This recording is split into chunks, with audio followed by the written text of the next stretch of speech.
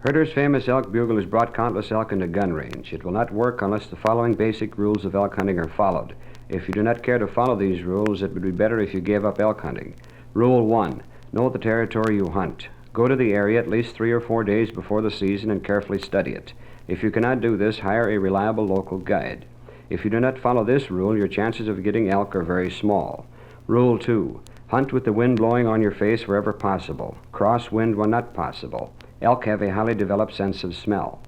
Rule 3. Do not talk or make noises of any kind while hunting. Elk have acute hearing. Rule 4. In calling to bull elk, call from a good blind where you are well hidden. Do not call from the top of a rock, stump, or ridge where any part of your body is outlined against the sky, a plain background, or snow. Rule 5. Bull elk will only come to a call during specific times. Calling to them at other times is useless. These times are during the rutting season or breeding season. The rutting season, depending on various localities, runs from the 1st of October until the last of October. During this time, young squealer bulls, too young to fight, will readily answer your call but will not come to you. Mature herd bulls will answer your call and will come to see who is challenging them.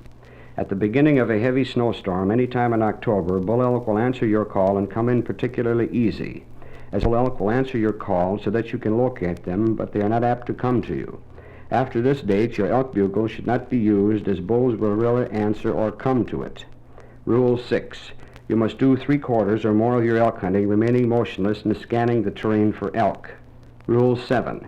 Never make camp closer than 2 or 3 miles from elk range, as the smoke, smell, and noise of your camp will drive elk away. Rule 8. Be on the elk range at daylight. Now for the actual blowing of the elk bugle. Place the slotted end of the elk bugle in your mouth. Hold your hand tightly over the opposite end of the bugle.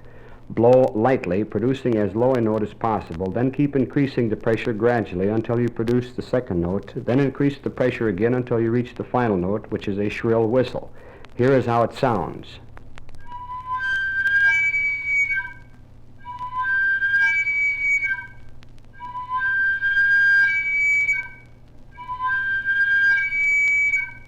They also bugle like this.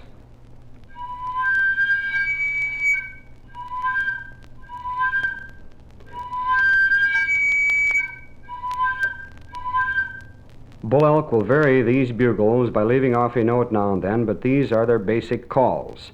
They often give 3 or 4 hoarse grunts like this after a call.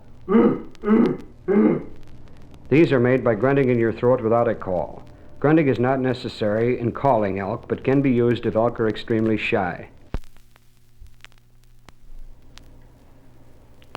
Briefly, to call a bull elk, blind yourself properly and be sure the wind is blowing on your face from the direction you expect the elk. Call about every 2 to 5 minutes for about 25 minutes. If you do not have an answer, move to another blind. If you get an answer, call back to the bull, but leave him call to you at least 1/3 more than you call to him. This is of most importance. Here is the elk calling sequence. Let's get in the brush patch over there next to that little meadow. It's an ideal spot. Looks good to me. There's elk sign all over. The bulls have been horning the trees. There's a wallow in that little creek, too. It wasn't as far as it looked. This is a good blind. I'll start calling.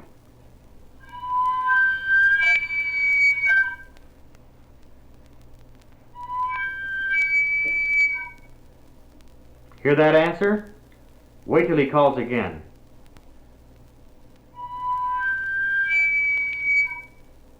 There, give him another bugle, Glenn.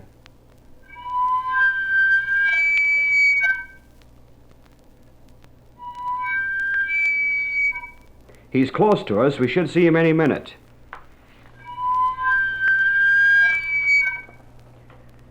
There he is, coming right at us, hair on end. Take him. Nice shot, right through the lungs. No meat wasted. We're certainly getting off to a quick start. The balance of the record is actual wild elk calling.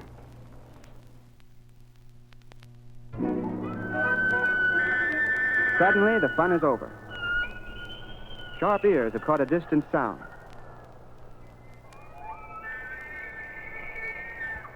Spine tingling. Ears. The wild bugling of the Olympic elk.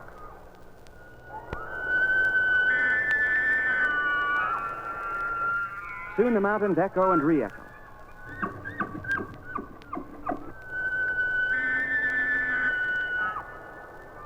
bulls everywhere pick up the challenge and hurl back their defiance.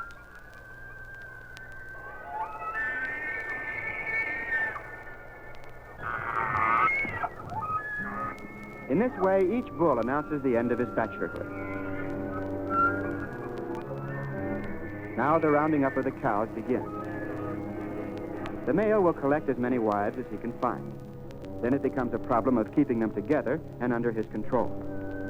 He will start with 2 or 3, but will try to increase the number to a dozen or more. In his skirmishes with other bulls, he may acquire a whole new batch or lose those he already has.